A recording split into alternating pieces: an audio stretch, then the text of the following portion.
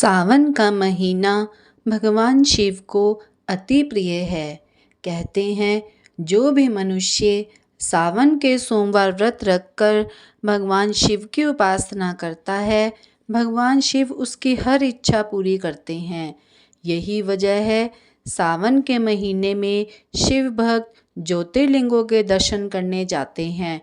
सावन के सोमवार व्रत शीघ्र फलदायी हैं। मनवांछित फल देने वाले सावन के सोमवार की एक प्रचलित कथा है। एक समय की बात है। किसी नगर में एक साहूकार रहता था। उसके घर में धन की कोई कमी नहीं थी, लेकिन उसकी कोई संतान नहीं थी। इस कारण वह बहुत दुखी था। पुत्र प्राप्ति के लिए वह प्रत्येक सोमवार को व्रत रखता था और पूरी श्रद्धा के साथ शिव मंदिर जाकर भगवान शिव और पार्वती जी की पूजा किया करता था। उसकी भक्ति देखकर एक दिन माँ पार्वती प्रसन्न हो गईं और भगवान शिव से उस साहूकार की मनोकामना पूर्ण करने का आग्रह किया।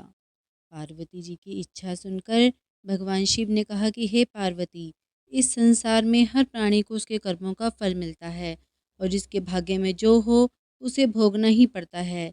लेकिन पार्वती जी ने साहूकार की भक्ति का मान रखने के लिए उसकी मनोकामना पूर्ण करने की इच्छा जताई। माता पार्वती के आग्रह करने पर शिवजी ने साहूकार को पुत्र प्राप्ति का वरदान तो दिया, लेकिन साथ ही यह भी कहा कि उसके बालक की आयु केवल 12 वर्ष होगी। माता पार्वती और भगवान शिव की बातचीत को साहूकार सुन रहा था। उसे ना तो इस बात की खुशी हुई और ना ही दुख।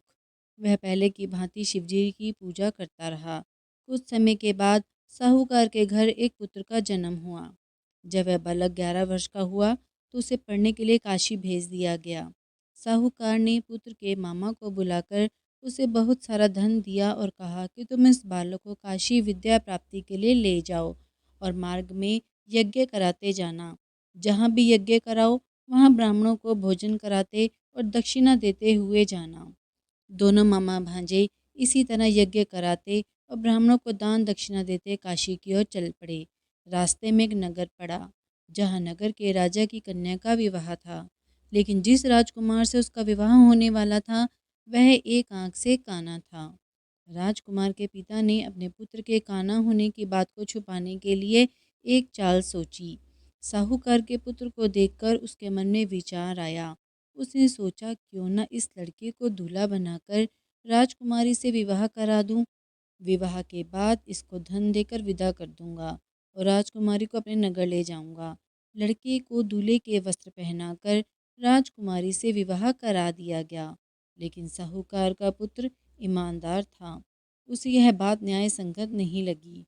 उसने अवसर पाकर राजकुमारी के चुन्नी के पल्ले पर लिख दिया कि तुम्हारा विवाह तो मेरे साथ हुआ है, लेकिन जिस राजकुमार के संग तुम्हें भेजा जाएगा वह एक आंख से काना है। मैं तो काशी जी पढ़ने जा रहा हूँ। जब राजकुमारी ने चुन्नी पर लिखी बातें पढ़ी तो उसे अपने माता पिता को यह बात बताई। राजा ने अपनी पुत्री को विदा नहीं किया, जिससे बारात वापस चली गई।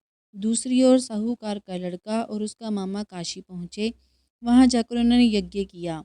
जिस दिन लड़के की आयु 12 साल की हुई उस दिन उन्होंने यज्ञ रचा रखा था। लड़के ने अपने मामा से कहा कि मेरी तबीयत कुछ ठीक नहीं है। मामा ने कहा कि तुम अंदर जाकर सो जाओ। शिवजी के वरदान के अनुसार कुछ ही देर में उस बालक के प्राण निकल गए। मृत भांजे को देखकर उसके मामा ने विलाप शुरू कर दिया। संयोगवश उसी समय शिवजी और माता पार्वती जी उधर से जा रहे थे। पार्वती ने भगवान से कहा, स्वामी, मुझसे इसके रोने का स्वर सहन नहीं हो रहा। आप इस व्यक्ति के कष्ट को अवश्य दूर करें। जब शिवजी मृत बालक के समीप गए तो वे बोले, ये तो उसी साहूकार का पुत्र है जिसे मैंने 12 वर्ष की आयु का वरदान दिया था। अब इसकी आयु पूरी हो चुकी है। लेकिन मातृभाव से विभोर माता पार्वती ने कहा कि हे महादेव, आप इस बालक को और आयु देने की कृपा करें, अन्यथा इसके वियोग में इसके माता पिता भी तड़प तड़प कर मर जाएंगे। माता पार्वती के आग्रह करने पर भगवान शिव ने उस लड़के को जीवित होने का वरदान दिया। शिव जी की कृपा से वह लड़का जीवित हो गया। शिक्षा समाप्त करके लड़का मामा के साथ अपने नगर की ओर चल दिया। दोनों चलते हुए उसी नगर में पहुँचे जहाँ उसका विवाह हुआ था। उस नगर में भी उन्होंने यज्ञ का आयोजन किया।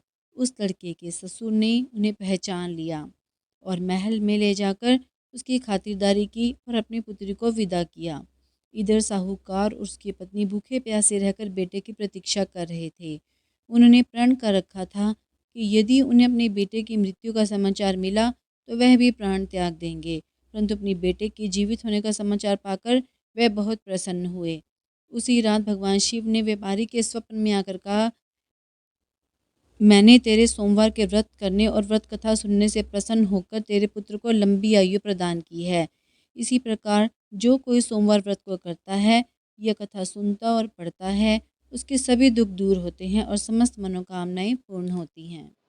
अगर आपको मेरी वीडियो पसंद आई हो तो मेरे चैनल को लाइक शेयर सब्सक्राइब करें।